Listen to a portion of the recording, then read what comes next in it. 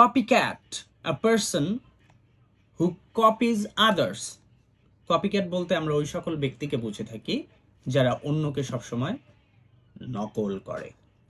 The cat got your tongue. It is said when a person goes unexpectedly silent.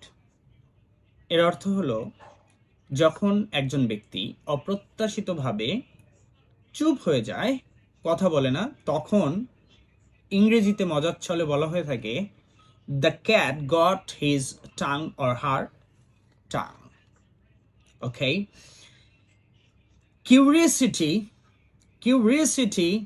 killed the cat means being too inquisitive can lead to trouble. অর্থাৎ অনেক বেশি curiosity থাকলে তা বরং মন্দ কোনো কিছুর দিকেই মানুষকে ধাবিত করে।